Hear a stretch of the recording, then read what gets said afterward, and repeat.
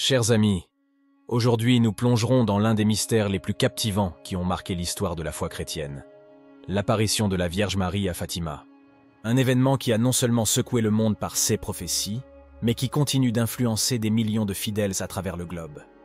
Mais que s'est-il réellement passé dans ce lieu reculé du Portugal?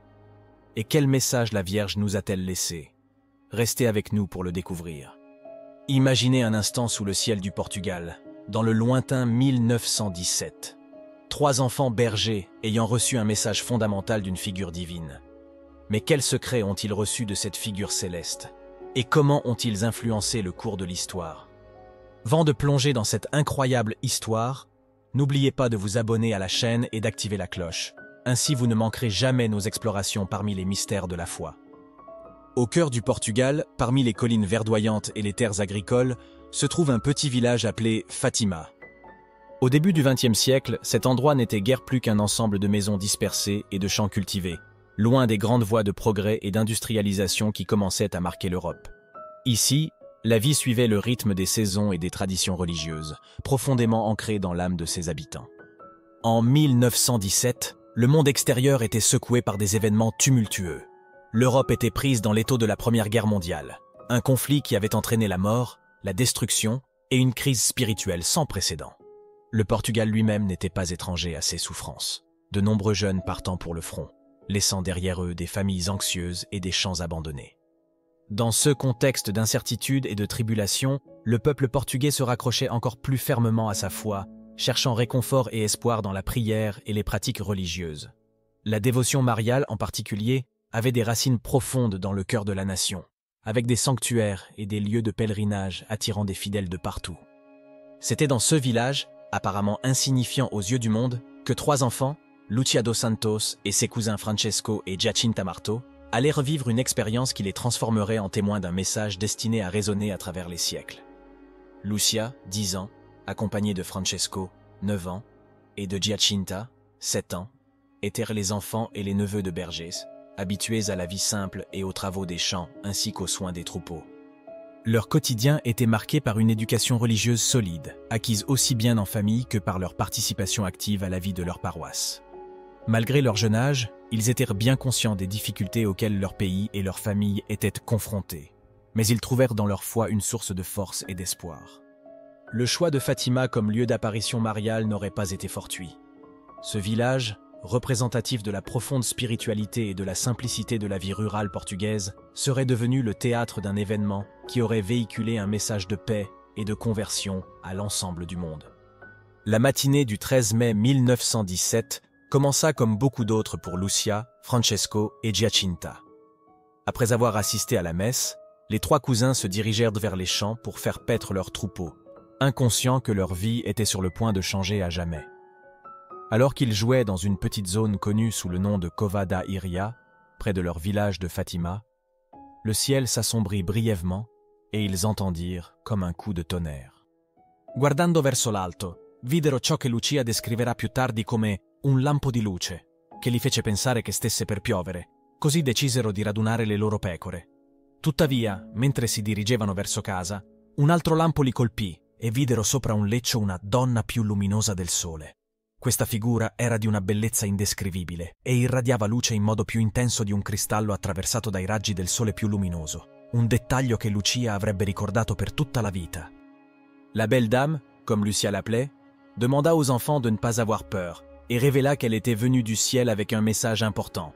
Elle leur demanda de venir au même endroit pendant 6 mois consécutifs, chaque 13 du mois, promettant qu'à la fin, elle révélerait son identité et le but de ses apparitions. Dans cette première apparition, la Vierge Marie a souligné l'importance de la prière en demandant aux petits bergers de réciter le rosaire tous les jours pour obtenir la paix dans le monde et la fin de la guerre. Le message était simple mais profond, ancré dans le contexte d'une guerre mondiale qui avait causé tant de souffrance et de destruction. La réaction initiale des enfants fut mêlée d'émerveillement et de peur, mais aussi de profonde paix intérieure. Malgré leur jeune âge, ils ressentirent un fort sentiment de responsabilité pour la tâche qui leur avait été confiée. Ils décidèrent de garder l'apparition secrète, mais Giacinta, submergée par l'émotion, finit par tout raconter à sa famille. Les réactions furent mitigées. Si d'un côté la famille Marteau crut aux enfants, De l'autre, il y eut du scepticisme et de la dérision de la part de nombreux villageois, y compris la famille de Lucia. Du 13 mai au 13 octobre 1917, la Cova d'Airia devint le lieu d'un rendez-vous divin qui marquerait l'histoire des apparitions mariales. Lors de chaque rencontre, la Vierge Marie révéla aux trois petits bergers des messages soulignant l'importance de la prière, de la pénitence et de la conversion, mettant particulièrement l'accent sur la récitation du rosaire pour la paix dans le monde et la fin de la guerre. Ces messages, imprégnés de la préoccupation céleste pour l'humanité, sont devenus le pivot des apparitions de Fatima, et chaque rencontre révélait de nouveaux niveaux de signification. Dans la deuxième apparition, survenue le 13 juin 1917, la Vierge a encore exhorté les enfants à réciter quotidiennement le rosaire, promettant que le rosaire apporterait la paix dans le monde et la fin du conflit. Dans ce message, on peut entrevoir l'essence du message de Fatima, la conversion du cœur et le dévouement à la prière comme moyen de se rapprocher de Dieu et d'obtenir le salut du monde.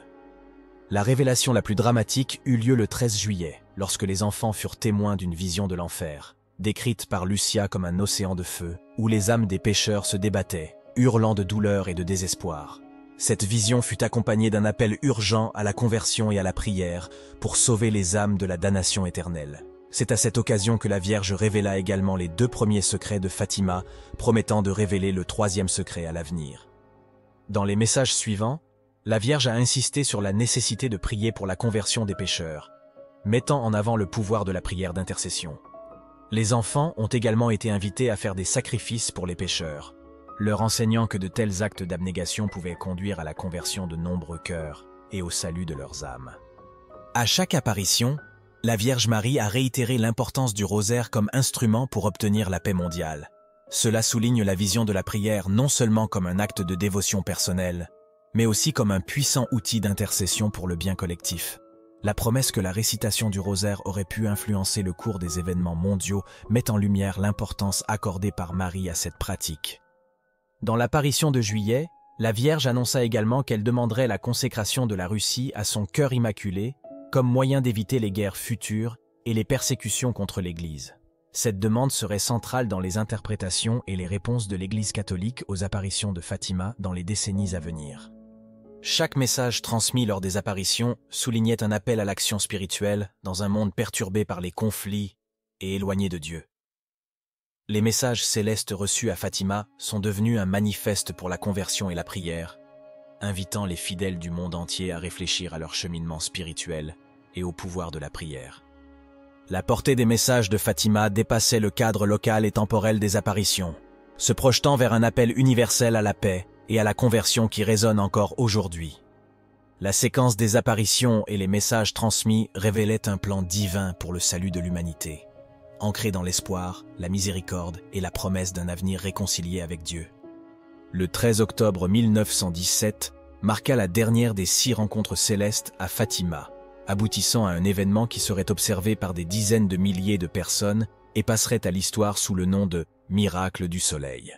La promesse d'un signe divin, annoncé par la Vierge Marie lors des apparitions précédentes, avait attiré une foule imposante à la Cova d'Airia, composée à la fois de fidèles et de sceptiques, tous attendant de voir un phénomène annoncé. Ce matin-là, le ciel était couvert de nuages denses, et une fine pluie arrosait les fidèles rassemblés. Cependant, la foule, estimée à plus de 70 000 personnes selon certaines estimations, resta en attente, pleine d'espoir d'assister à la manifestation promise. Parmi les présents se trouvaient des journalistes, des photographes, et même des personnalités du monde académique et scientifique, venus pour observer et documenter l'événement. Vers midi, après la récitation du rosaire par les pèlerins et les prières des 3 petits bergers, le ciel s'éclaircit soudainement et le soleil émergea des nuages, apparaissant comme un disque opaque pouvant être regardé sans causer de gêne visuelle. C'est alors qu'un phénomène extraordinaire commença. Le soleil se mit à danser dans le ciel, tournant sur lui-même avec des mouvements rapides, émettant des lumières de différentes couleurs qui colorèrent la terre, les personnes et les nuages environnants. Après avoir zigzagué dans le ciel, le soleil sembla s'approcher de la terre, provoquant la terreur parmi la foule, avant de revenir à sa position normale. Les réactions des témoins furent celles de l'étonnement, de la peur et, dans de nombreux cas, de la conversion.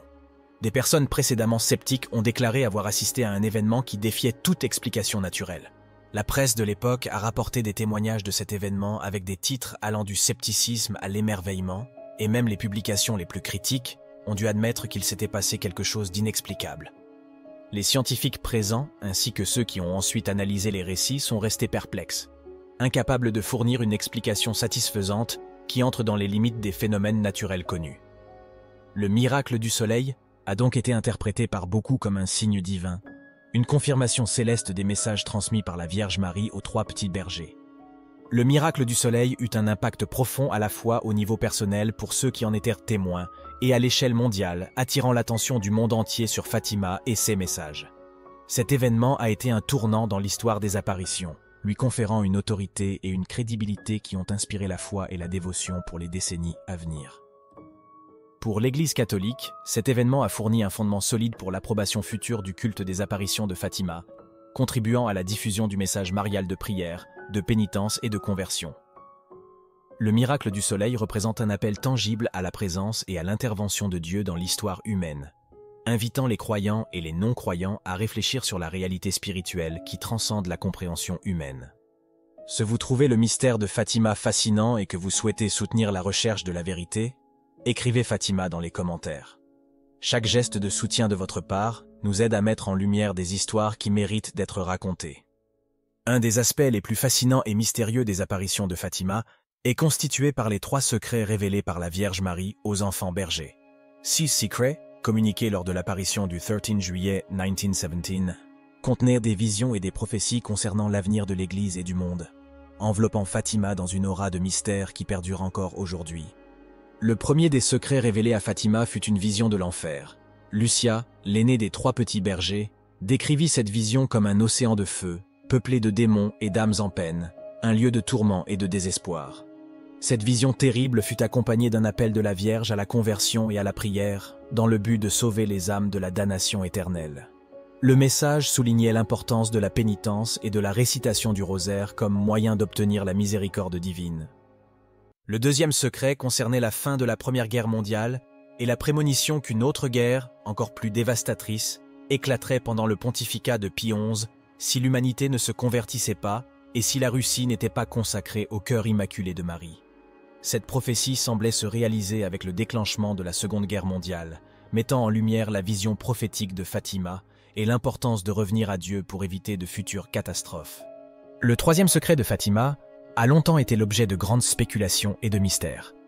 Révélé seulement en l'an 2000 par le Saint-Siège, il consiste en la vision d'un évêque vêtu de blanc, qui, traversant une ville en ruine et priant pour les âmes des cadavres rencontrés, est finalement tué par un groupe de soldats qui lui tirent sur dessus. Cette vision a été interprétée comme une préfiguration de la tentative d'assassinat du pape Jean-Paul II, survenue le 13 mai 1981, exactement 64 ans après la première apparition de Fatima, un événement que le pape lui-même attribuait à la protection de la Vierge Marie, qui aurait détourné la balle et sauvé sa vie.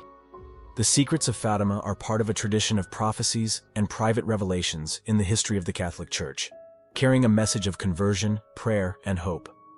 Despite the sometimes unsettling content of the visions, the emphasis is always placed on the power of divine mercy and humanity's ability to influence the course of events through faith and moral action. L'impact des secrets de Fatima sur la conscience collective et la vie de l'Église a été profond, stimulant des discussions, des études et des réflexions profondes. Il souligne l'importance d'une réponse personnelle et communautaire aux défis spirituels et mondiaux, invitant les croyants à réfléchir sur leurs actions et leur foi dans un contexte d'événements historiques turbulents. À travers les 3 secrets, Fatima émerge non seulement comme un lieu d'apparition mariale, mais aussi comme un appel urgent à la conversion et à la paix, un message qui, bien que ancré dans les spécificités du XXe siècle, continue de résonner fortement au cœur du XXIe siècle, exhortant l'humanité à redécouvrir son chemin spirituel vers Dieu. It's intriguing to consider that some believe the last secret of Fatima hasn't been fully revealed. Speculation about its undisclosed content could range from further prophecies or warnings to deeper spiritual insights.